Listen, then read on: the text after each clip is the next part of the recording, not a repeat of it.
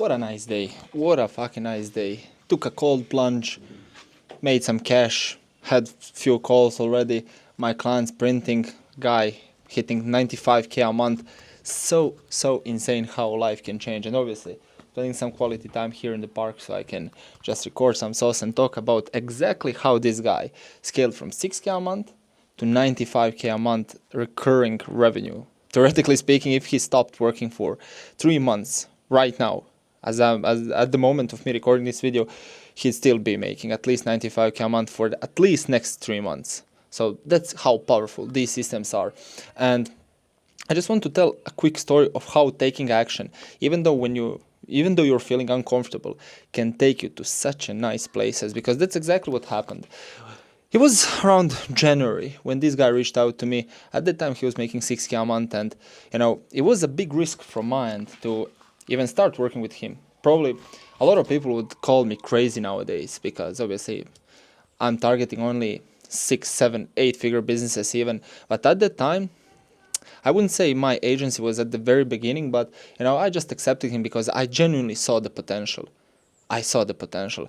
But the biggest problem was promising to setters that such a business doing only 6k a month can have such a great potential, and transferring that potential onto them, because at the end of the day we all care to make as much money as humanly possible. So the thing is, when that agency owner came to me, he was stuck as fuck at 6k a month, but not bad, but not life changing. So at that stage, most people are even scared to invest in building systems, hiring the real talent, hiring managers, and stuff. They're just scared. They're scared of commitment, because a lot of people would say that right time for you to delegate and scale and stuff is when you're on around 15 to 20k a month, with my specific services, I mean.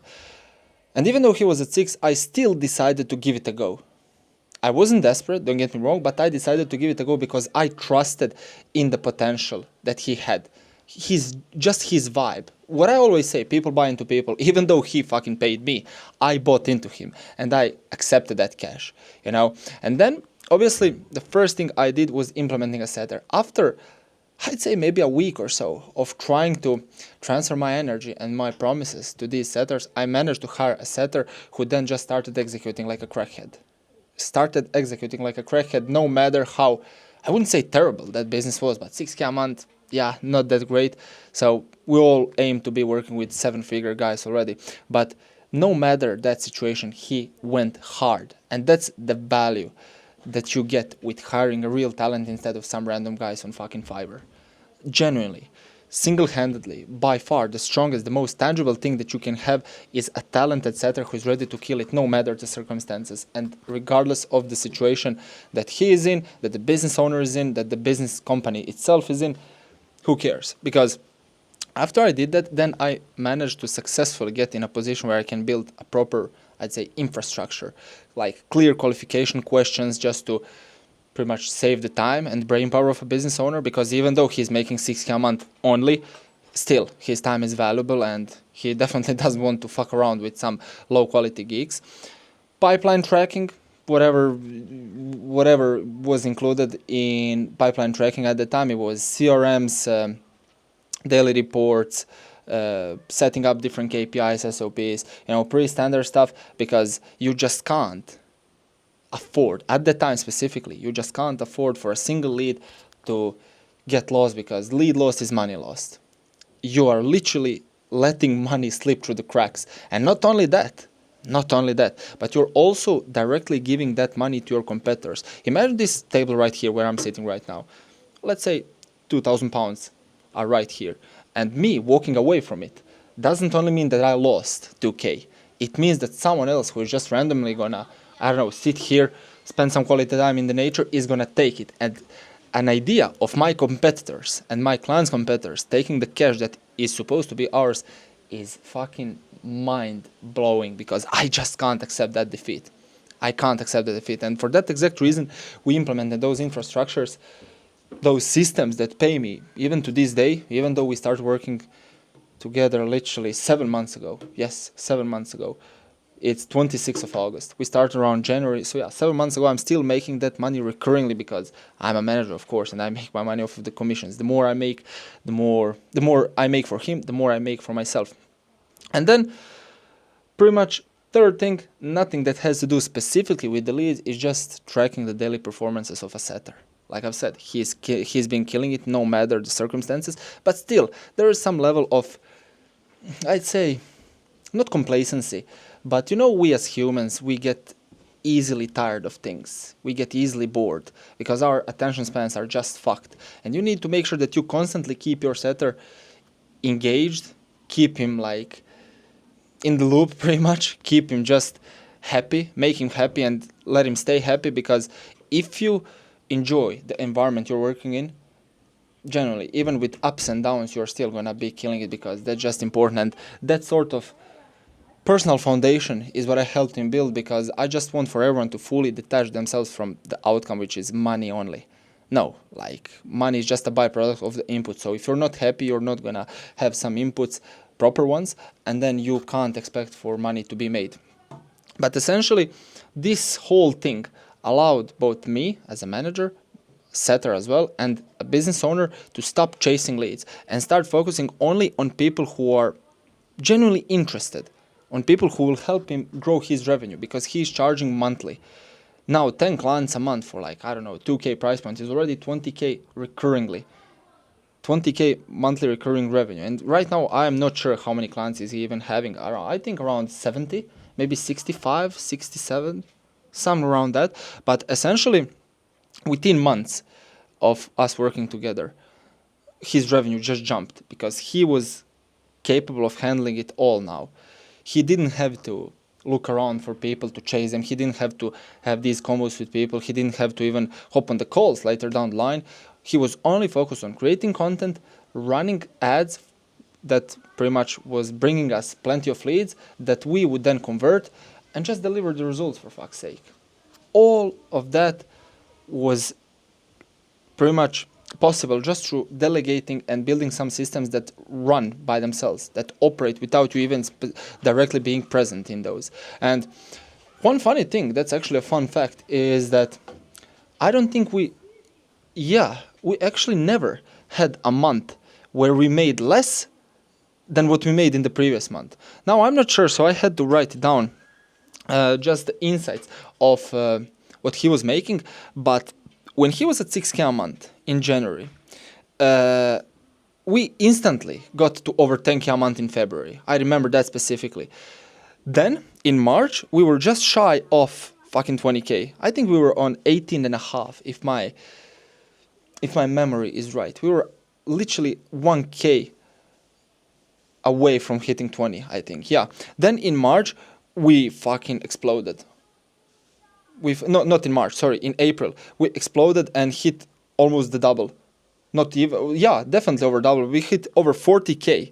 I'm literally looking at it. May was 51K, then June 65, then about 80 in July, and then now in August 26th of August, 5 days away from the end of the month, we're on 95K.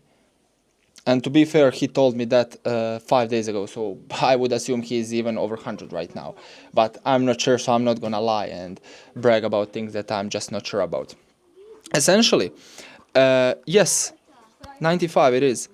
The thing is that I would have never imagined that taking that risk would pay off so fucking much. I'm talking about 10, 15, 20x. I'm talking about those numbers.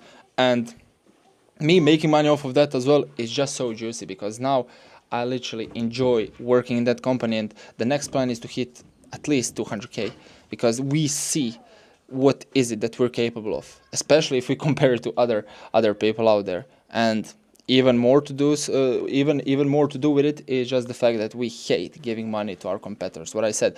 But this isn't even video supposed to be here just for me to brag and to talk about how great my services are and stuff, because, with his potential, I definitely feel he would have been able to scale without me, maybe not to hundreds of thousands of dollars a month, but definitely to at least like 25, 30. But the main lesson, the main takeaway that you should get from this video, even though you're probably already one of the best coaches or agency owners on the market, and I'm sure you're killing it, but the point is that it's not about how hard you work. It's about that leverage that we managed to implement here. And when I say we, I mean me, Setter, and the business owner, because I don't have a huge company. I'm a one-man show, pretty much running that one-man show solo completely, with no one around me except my setters and the clients, of course.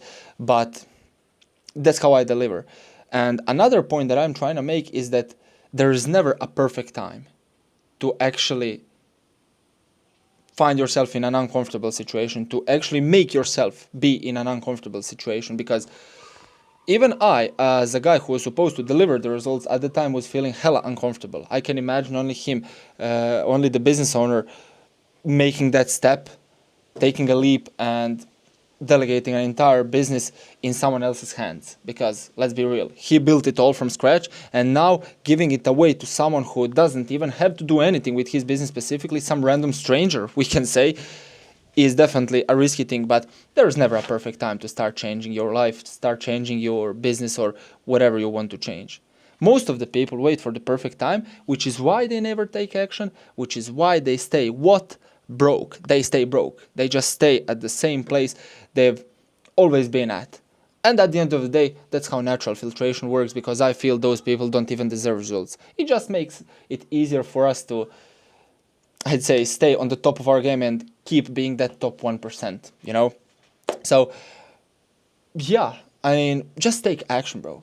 Take action. Whatever you're thinking right now, if you're planning to hire setters, closers, managers, if you're planning to invest in some coach out there, do it. What's the worst case that can happen? You're surely not going to go homeless, right? You're surely not going to lose an entire business. No, the worst case scenario of yours in that situation of you taking a risk and making yourself pretty much get in an uncomfortable position would still be great situation. So let me repeat, the worst case scenario is still a great situation for you, because in the worst case scenario, you learn and you move from it. You just learn, iterate pretty much, you just implement, learn from your mistakes and improve even more. Because when I made some investments in the past, they surely weren't great, but they taught me on what is it that I shouldn't be doing anymore, so that the next investment can actually turn out to be extremely profitable for me, which it did, by the way. So like I've said, take action. If you feel like you need any help, you know where to find me. Not trying to push you or funnel you down to my Instagram or something. No, you can simply go out there and watch all of my videos here on YouTube. I talked about these things specifically and broke them down even more. Subscribe if you'd like. And yeah, thanks for watching. I'm gonna do some more work, gonna take some more calls here in the Croatian countryside. And yeah, I'll see you in the next one. Cheers.